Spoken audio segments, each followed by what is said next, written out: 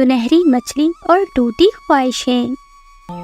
ये कहानी है एक छोटे से गांव नूरपुर की, जहां नदी के किनारे एक छोटी सी झोंपड़ी में एक गरीब मछुआरा रामेश अपनी पत्नी गजरी के साथ रहता था। रामेश बहुत गरीब था। वो नदी से मछलियां पकड़ता और उन्हें बाजार में जाकर बेचता।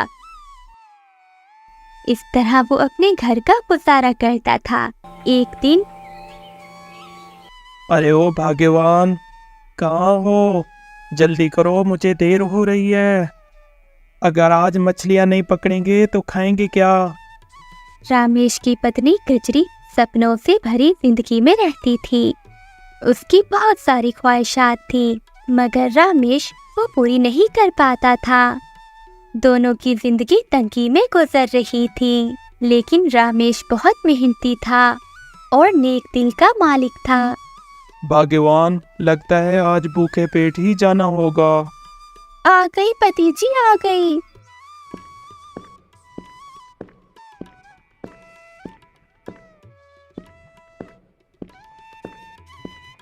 आज खाना बनाने में थोड़ी देर हो गई। पहले आप खाना खा ले, बाद में जाना मछलियाँ पकड़ने।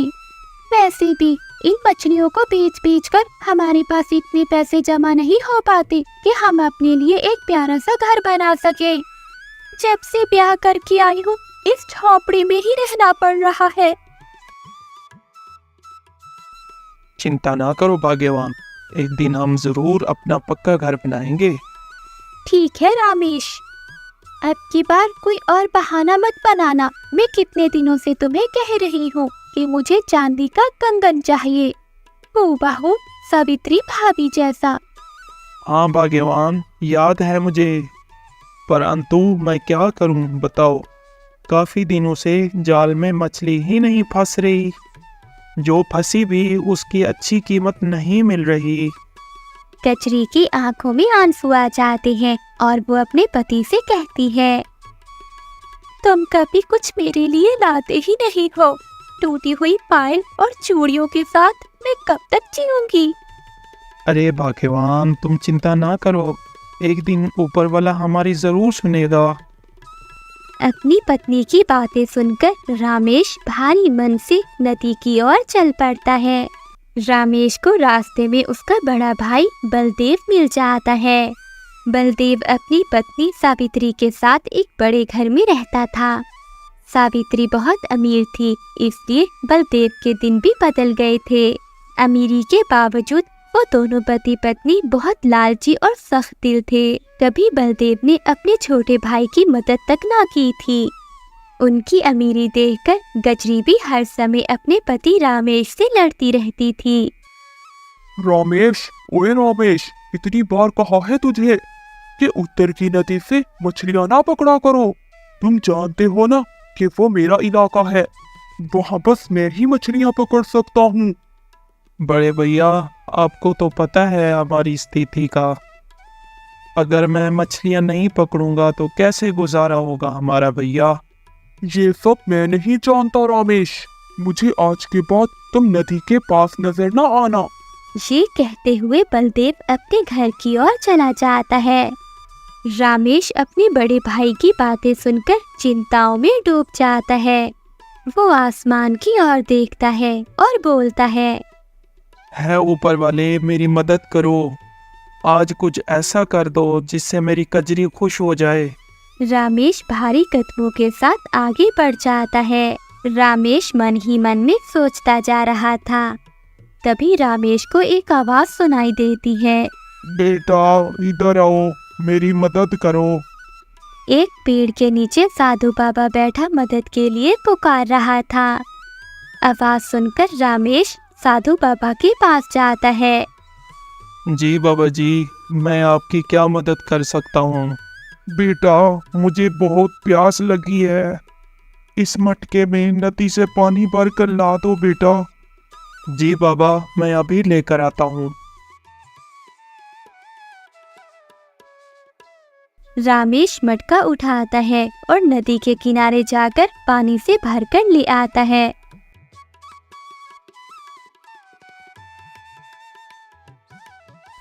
बेटा, तुम्हारा बहुत बहुत धन्यवाद। तुम बहुत अच्छे और नेक दिल इंसान हो। मांगो, तुम क्या मांगते हो? बेटे, मैं तुम्हारी इच्छा पूरी करूंगा। नहीं नहीं बाबा, मुझे कुछ नहीं चाहिए। मैं मेहनत करके कमाना चाहता हूँ, परंतु आज मैं बहुत दुखी हूँ बाबा। जिस नदी से मैं मछलियाँ पकड़ता था, मेरे बड़े भाई ने वहाँ जाने से रोक दिया है। इसलिए मैं बहुत चिंतित हूँ कि मेरे घर का गुजारा कैसे चलेगा। साधु बाबा रमेश की बातें सुनकर कहते हैं, बेटा, तुम चिंता ना करो, सीधा चलते जाओ। जंगल में तुम्हें एक नदी मिलेगी। उस नदी में ढेर सारी मछलियां हैं। तुम वहीं जाओ, तुम्हारी सारी चिंताएं दूर हो जाएंगी। साधु बाबा की ये बातें सुनकर रामेश को कुछ हौसला होता है। वो बाबा का धन्यवाद करता है और जंगल की ओर चल पड़ता है।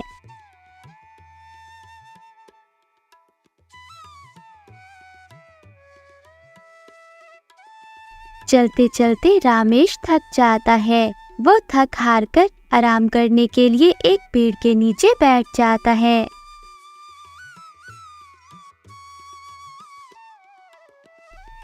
इस पेड़ की तो ठंडी छाँव है, थोड़ी देर यहीं आराम कर लेता हूँ, फिर आगे नदी की ओर जाऊंगा।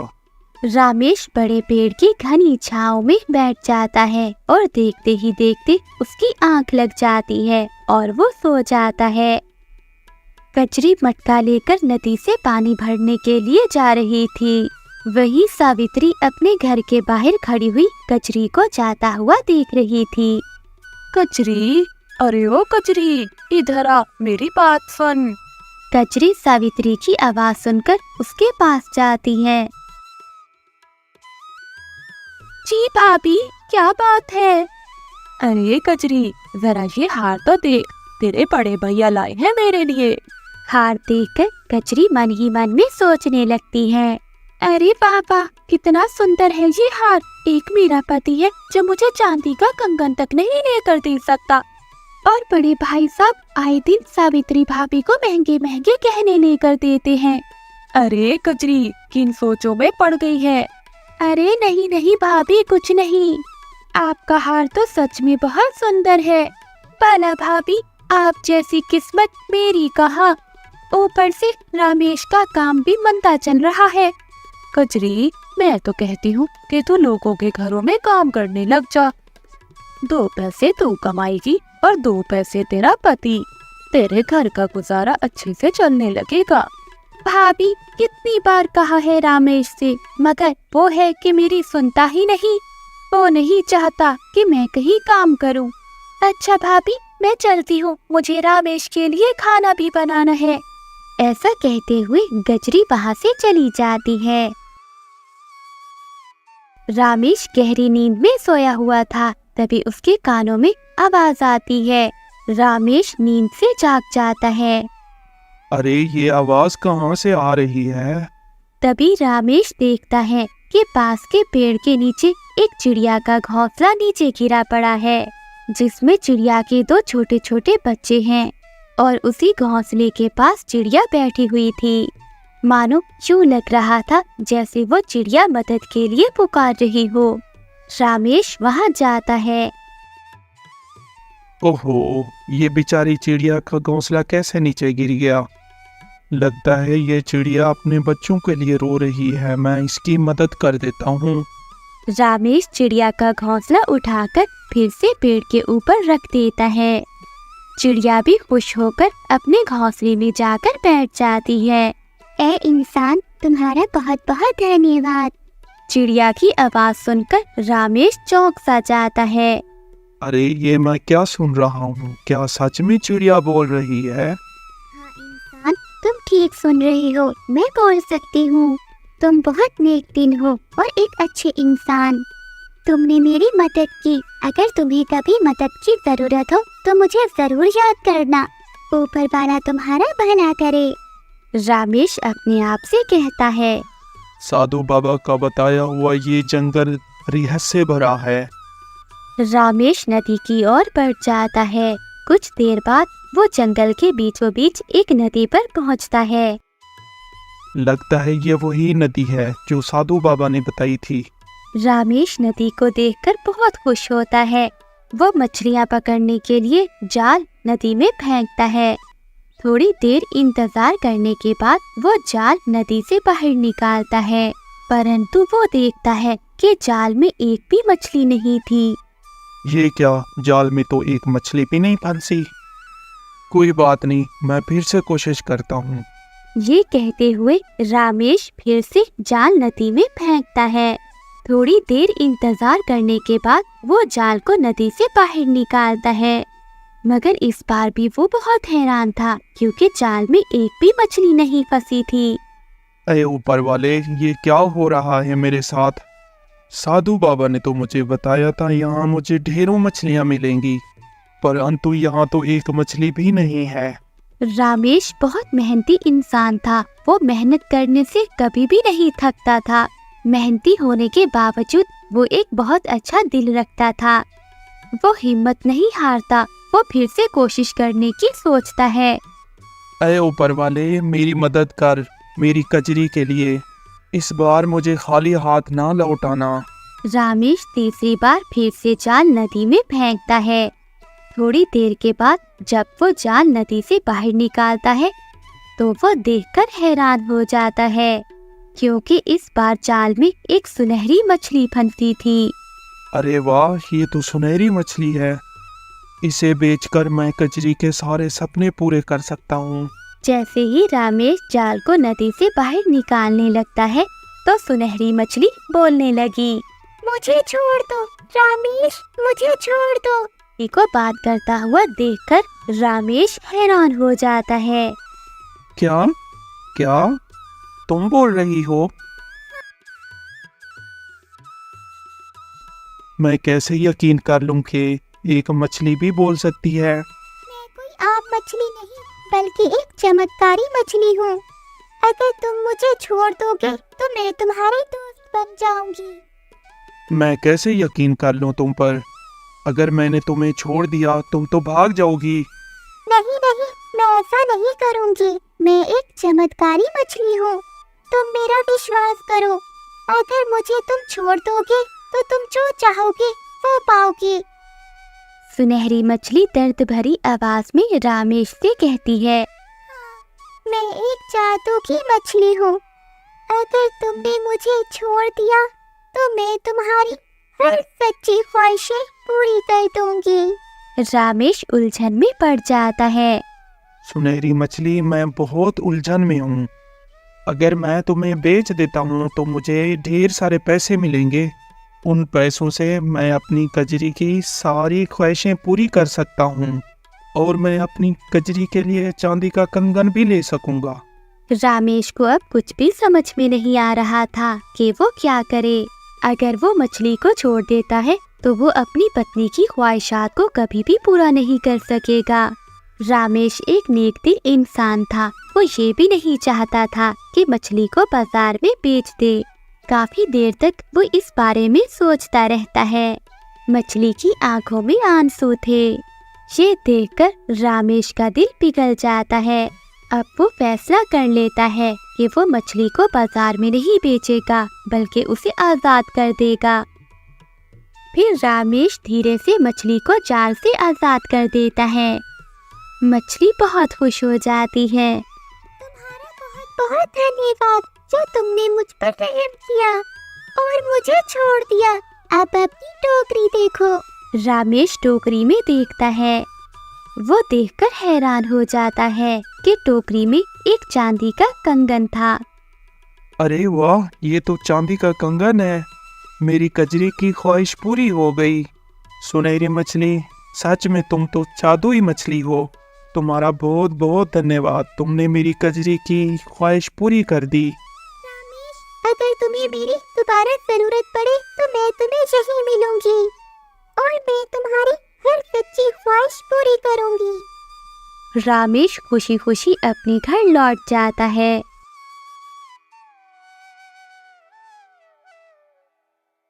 भाग्यवान, जल्दी आओ।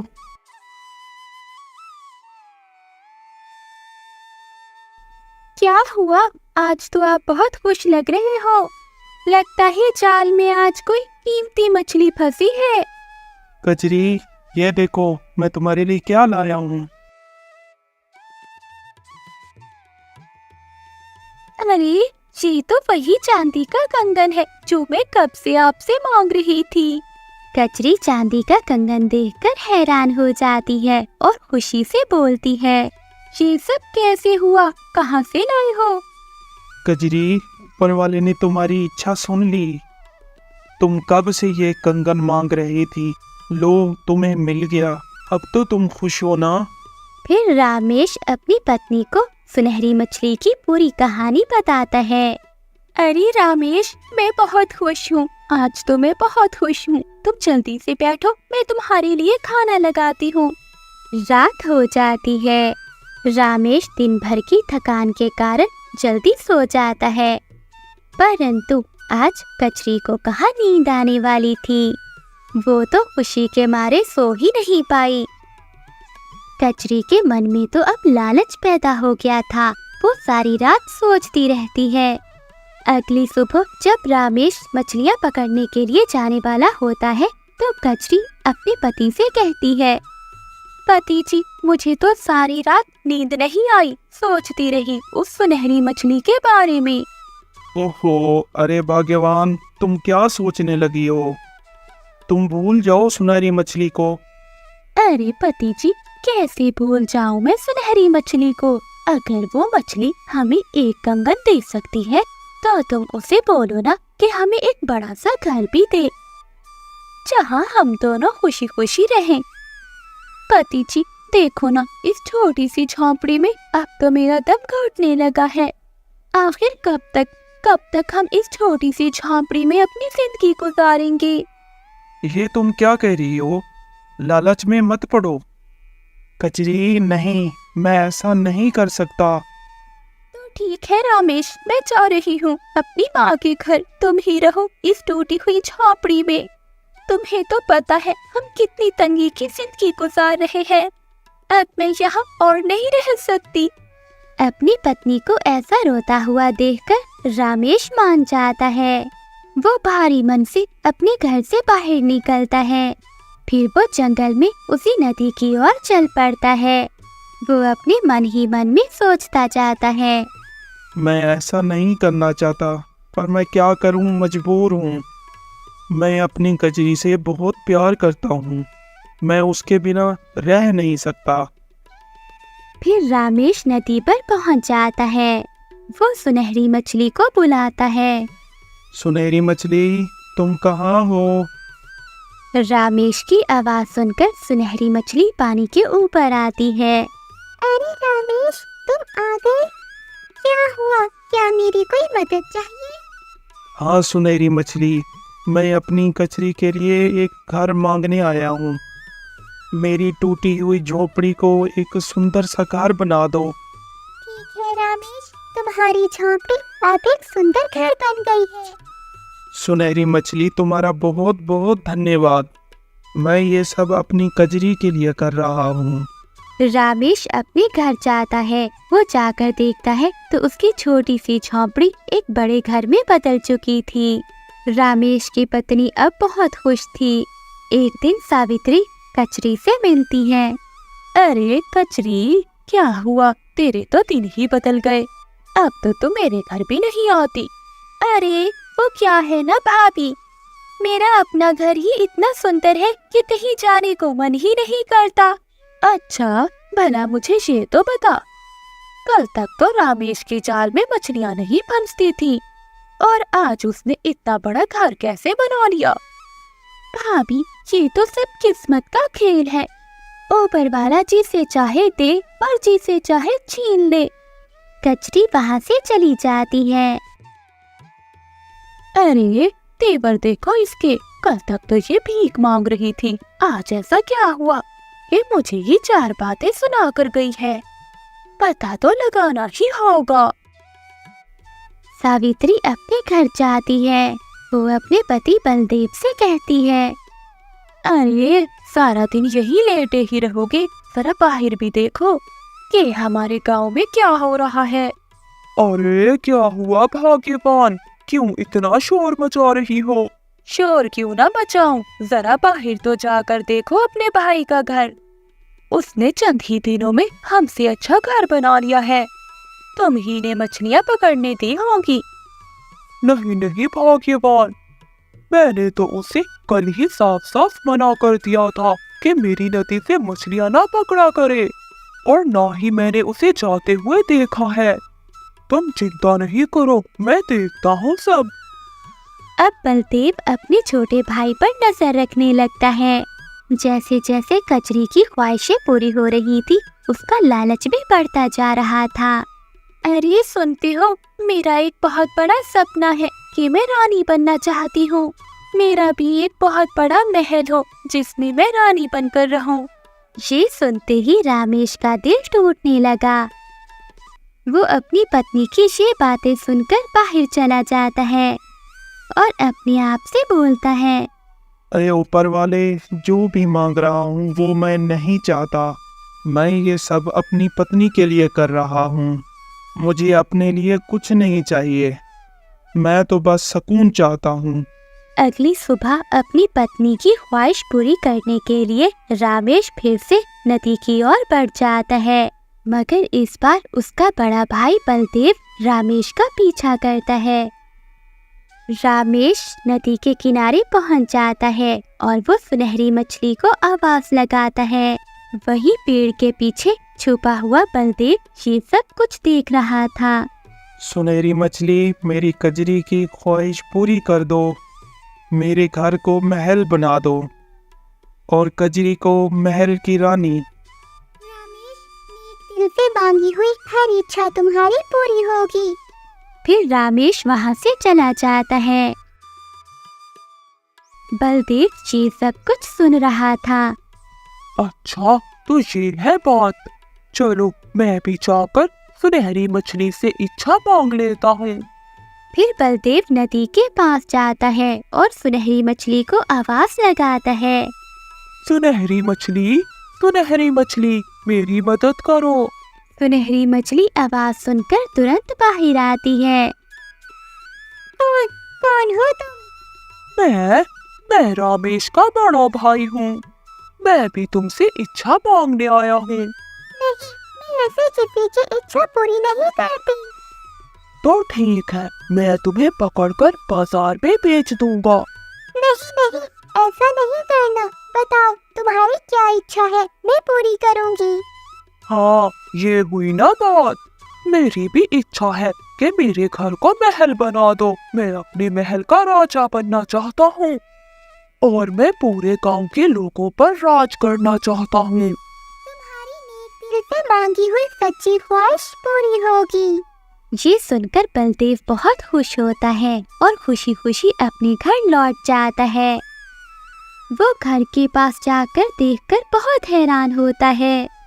उसकी पत्नी सावित्री एक झोंपड़ी के बाहर बैठी हुई थी। अरे बलदेव, देखो हमारा घर झोंपड़ी में बदल गया। अमीर होने के चक्कर में हम तो सड़क पर आ गए। ये देखकर बलदेव भी रोने लगता है। सावित्री, लालच का अंजाम हमेशा बुरा ही होता है। दूसरी ओर कचरी अब तो महल की रानी बन गई थी। कचरी महल में रहकर भी खुश न हुई। एक दिन वो अपने पति से कहती है, रामेश, मुझे दुनिया की सबसे ज्यादा शक्तिशाली औरत बनना है। ये सुनते हुए रामेश अपनी पत्नी से कहता है, बस करो कजरी, तुम्हारा ये लालच एक दिन तुम्हें तबाह कर देगा। रामेश, ये मेरी आखिरी ख्वाहिश है। इसके बाद मैं कभी तुमसे कुछ नहीं मांगूंगी। इस पर रामेश हार मानकर आखिरी बार सुनहरी मछली के पास जाता है। वो सुनहरी मछली को अपनी कचरी की आखिरी इच्छा बताता है। इस बार मछली नाराज होकर बोलती है, रामेश, तुम्हारी ये इच्छा भी पूरी हो जाएगी, लेकिन अब जो भी तुम्हारी पत्नी के दिल में होगा वो उसके चेहरे पर दिखाई देगा। मछली ने उसकी ये इच्छा भी पूरी कर दी थी, पर जैसे ही कचरी ताकतवर बनी तो उसका चेहरा राक्षसी हो गया। जो लालच, गुस्सा और नफरत से भरा हुआ था। लोग उसे देखने लगे। कचरी अब खुद को आईने में भी नहीं देख पाती थी। रामेश से अपनी पत्नी की ऐसी हालत देखी नहीं जा रही थी। वो निर्णय लेता है और आखिरी बार मछली के पास जाता है। इस बार रामेश रोते हुए मछली से बोलता है, आज तक मैंने अपने लिए कुछ नहीं मांगा, परंतु आज मैं मांगता हूँ, मेरी कजरी को वापस वैसा ही बना दो जैसे वो पहले थी। रामेश की ये बातें सुनकर मछली भी भावनाओं से भर जाती है। अब जब तुमने अपने लिए कुछ मांगा ही है तो मैं उसे पूरा करूंगी। तुम्हारी इच्छा पूरी हुई। इस बार जब रामेश घर जाता है तो कचरी का चेहरा बिल्कुल ठीक हो चुका था। वो फिर से पहले जैसी ही बन गई थी, जो अपने पति से सच्चा प्यार करती थी और जो सादगी में भी मुस्कुराती थी। अब दोनों का जीवन बहुत खुशियों भरा हो गया था। वहीं दूसरी ओर बलदेव का घर भी फिर से वैसा ही बन गया था। बलदेव और उसकी पत्नी भी छोटे भाई से माफी मांगते हैं। अब दोनों पति पत्नी उसी पुरानी झोंपड़ी में एक सादा जिंदगी गुजारते हैं। न कंगन, न महल, न ताज, बस एक दूसरे के साथ और संतोष। कचरी मुस्कुराते हुए रामेश से कहती है, अब मैं कुछ नहीं कहूँगी पति जी, बस अब आप हैं और आपकी ये मछलियाँ और ये छोटी सी झोंपड़ी हमारे लिए इतना ही काफी है। इस तरह वो दोनों पति पत्नी खुशी का जीवन गुजारने लगते हैं। सीख: लालच जितना बढ़ाओगे आत्मा उतनी ही खाली होती जाएगी। संतोष सबसे बड़ा वरदान है और प्यार सबसे बड़ा जादू।